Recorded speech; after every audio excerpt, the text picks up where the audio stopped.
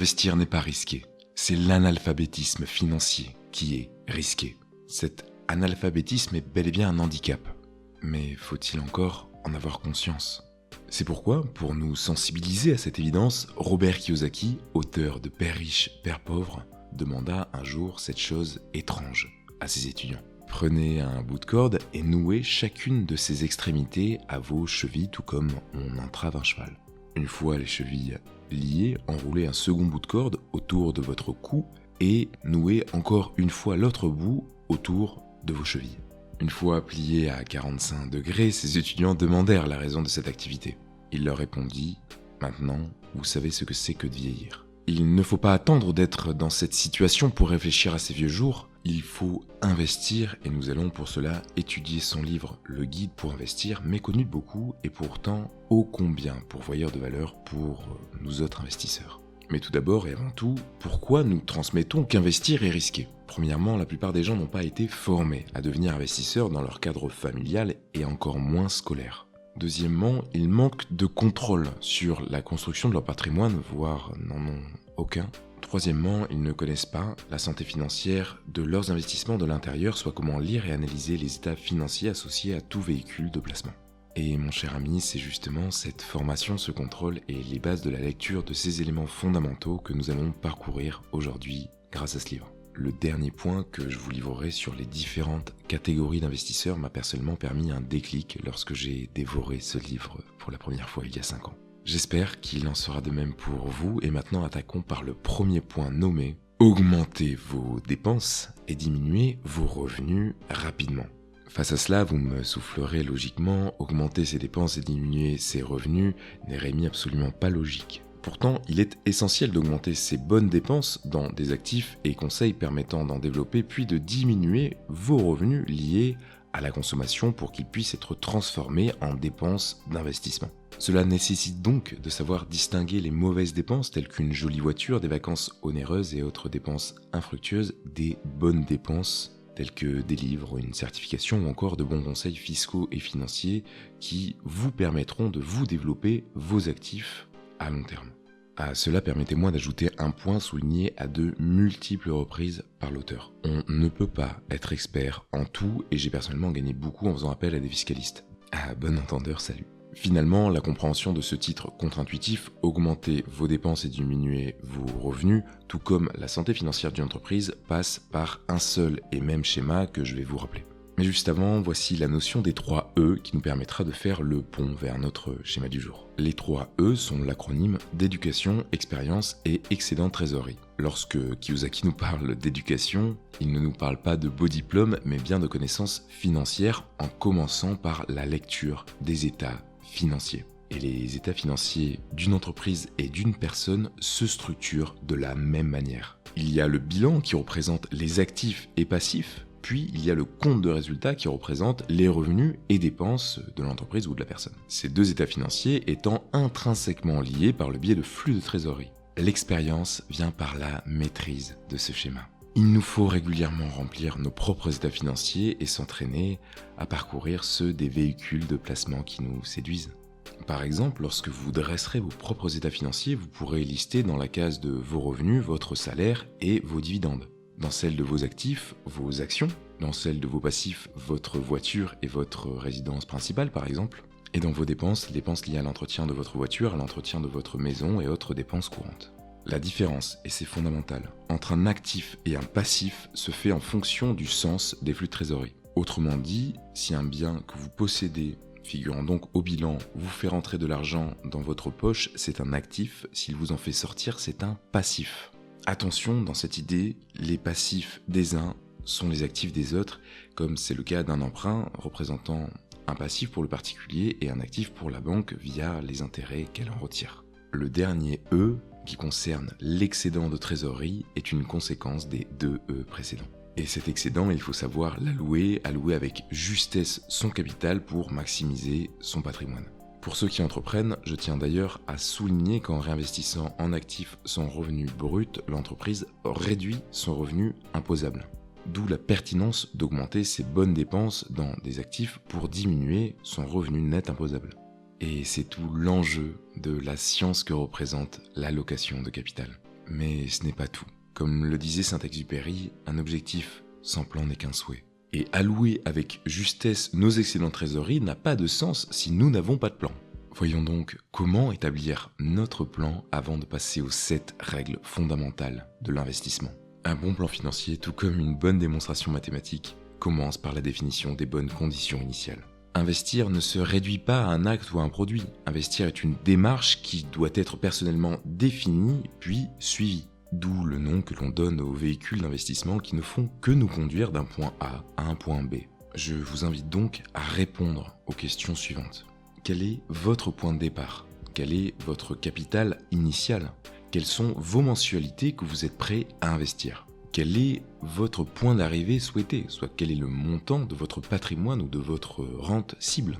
Quel chemin souhaitez-vous emprunter ? Soit dans quoi souhaitez-vous investir pour atteindre cet objectif ? Et enfin, en combien de temps comptez-vous parcourir ce chemin, ce qui nous permettra de déduire votre objectif de rendement ? Et de la même façon que des gens font appel à des architectes pour ériger le plan de leur maison, ceux qui investissent sérieusement font souvent appel à des conseillers pour ériger leur plan d'investissement. Ce que Kiyosaki recommande à de multiples reprises. Après avoir défini nos conditions initiales, il nous faut donc déterminer le plan qui nous convient. Rappelons-nous bien que notre plan doit être en phase avec nos conditions initiales. Si votre objectif est d'obtenir 2 000 € par mois de dividendes dans 20 ans pour prendre votre retraite anticipée, en investissant sur un indice rapportant en moyenne 10% par an avec un dollar cost averaging, soit une prise de position mensuelle régulière. Il vous faudra investir 495 € par mois pendant 20 ans. Au bout de 20 ans, le patrimoine atteint sera de 343 846 € et 343 846 € investis sur des actions possédant un dividende moyen de 7%, ce qui est facilement accessible avec les bons outils d'analyse, induira vos 2006 € par mois souhaités jusqu'à la fin de votre vie. Toutefois, une fois que l'on a admis cela, une des missions les plus dures à relever reste finalement de s'y tenir. Honoré de Balzac ne pensait peut-être pas si bien dire lorsqu'il écrivit « Les habitudes du jeune reviennent avec force dans la vieillesse de l'homme ». Prenons donc rapidement les bonnes habitudes au sujet de notre patrimoine, plutôt que d'adopter l'attitude d'un alcoolique, repoussant à demain le jour où il se penchera sérieusement sur ses problèmes de consommation. Mais pour cela n'a de valeur que ce qui nous coûte, nous disait Kant, et il faut connaître le prix de ce plan. Le prix de ce plan se définit certes par la mensualité qu'on lui alloue, mais il se définit aussi et surtout par son horizon de temps qu'on lui dévoue. En tant que conseiller en gestion de patrimoine, cela fait partie de mon travail que d'établir des plans financiers, et voici donc, par exemple, celui que nous avons mis en place pour m'accompagner. Et je vous invite d'ailleurs à bien noter la structure en 3 points du système d'investissement qui succède la première étape. Une première étape qui concerne un concept cher à Kiyosaki, je parle bien évidemment du cadran du cash flow. Avant de parler de stratégie ou encore de mes combinaisons secrètes, il lui fallut tout d'abord faire un choix. Le choix de son orientation dans le cadran du cash flow. Souhaitait-elle rester employée, devenir travailleuse indépendante, créer une grande entreprise ou encore devenir investisseur ?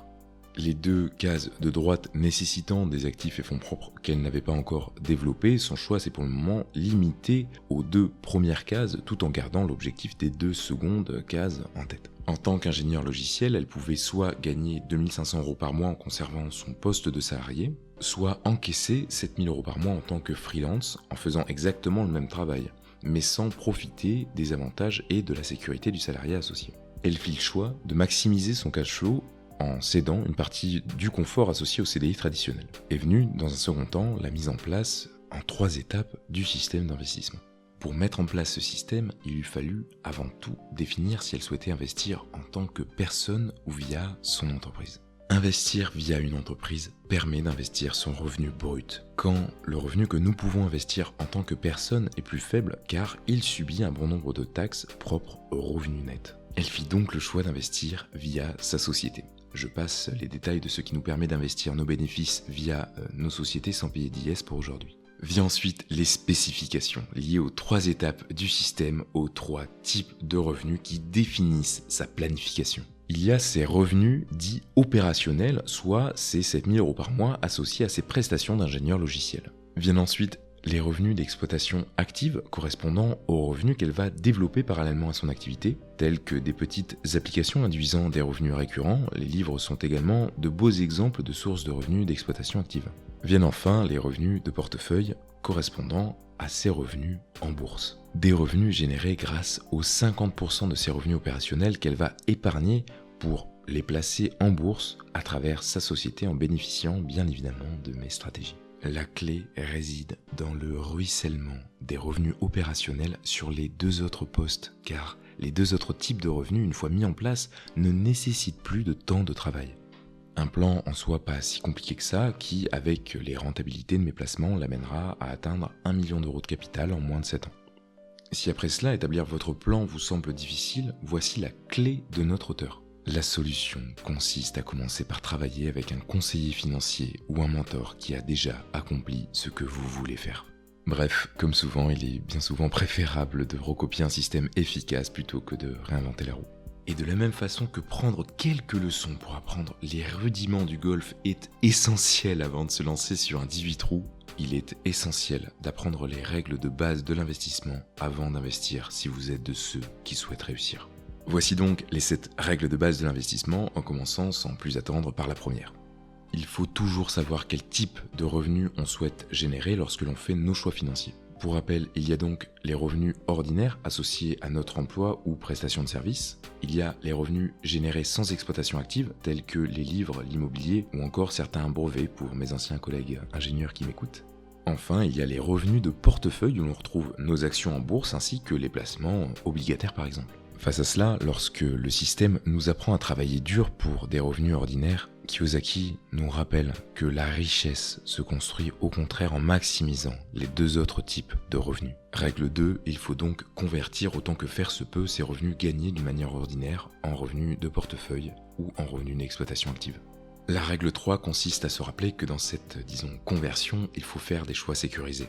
Un plan financier sérieux à long terme ne peut pas se fonder sur de la spéculation. La règle 4 est une de mes préférées. Le premier et plus gros actif ou passif de notre système d'investissement, c'est nous. Nous représentons à la fois la plus grande opportunité et le plus grand risque. Raisonnons nos dépenses, développons nos connaissances et prenons soin de notre santé et des gens qu'on aime car cela reste le plus important. Règle 5, il faut être prêt à toute éventualité. Non pas à la manière d'un collapso communiste, rassurez-vous, cela nous empêcherait d'investir, mais plutôt afin de s'assurer de faire de l'argent quel que soit le cycle économique que nous traversons. Un portefeuille uniquement exposé à des valeurs technologiques serait par exemple très efficient en période d'expansion, mais s'effriterait lamentablement en période de récession, d'où l'importance de diversifier avec justesse ses placements. La règle 6 est simple, il faut être bien préparé, il faut suivre une méthode justement établie. De la recherche à la prise de position, avoir des process valides et fondamentaux. En investissement d'une manière générale et encore plus en bourse, il n'y a rien de pire qu'un choix fait au doigt mouillé. Enfin, règle 7, développons notre capacité à évaluer la balance risque potentiel d'un investissement. Si un investissement est risqué pour un investisseur donné, c'est que l'investisseur n'a pas encore les compétences requises pour le réaliser. D'où l'analogie du cercle de compétences de Buffett, qu'il répète d'ailleurs chaque année lors de son assemblée générale aux actionnaires de Berkshire Hathaway. Et dans cette idée, rappelons-nous bien que c'est bel et bien l'investisseur qui présente souvent le plus de risques que l'investissement en soi. Par exemple, savoir lire les états financiers d'une entreprise quand beaucoup ne le font pas nous fait passer pour une médaille de Fields à un concours régional de mathématiques, où ceux qui ne les lisent pas seraient tout bonnement dyscalculiques face à nous. Sans surprise, s'ajoutent donc à cela différents ratios financiers classiques présentés par notre auteur. Les ratios de marge, de levier, de liquidité, le rendement des capitaux propres et autres ratios d'investissement essentiels à maîtriser. Et je vous encourage chaleureusement à voir ma vidéo sur l'interprétation des états financiers selon Warren Buffett ou à vous abonner à ma chaîne pour ne pas manquer mes lives afin d'approfondir ce point. Enfin, Kiyosaki nous livre 3 dernières leçons fondamentales à assimiler en matière d'éducation financière. La leçon 1 ne vous sera pas étrangère, la direction du cash flow nous permet de différencier l'actif du passif. Leçon 2, il faut examiner au minimum le compte de résultat et le bilan pour profiter d'une vue d'ensemble correcte d'un véhicule d'investissement. Et leçon 3, les erreurs sont essentielles. Ne perdez pas de temps à vous inquiéter au sujet de choses qui pourraient ne jamais vous arriver. S'il y a bien un point commun que partagent tous ceux qui ont réussi, c'est bien celui d'avoir essayé, celui de s'être un jour jeté à l'eau. Maintenant attention, il existe tout de même 6 erreurs classiques à éviter pour faire partie d'une des 5 catégories d'investisseurs qui réussissent et que nous allons parcourir juste après. Ces 6 erreurs, qui sont également 6 raisons pour lesquelles les gens riches font régulièrement faillite, sont les suivantes.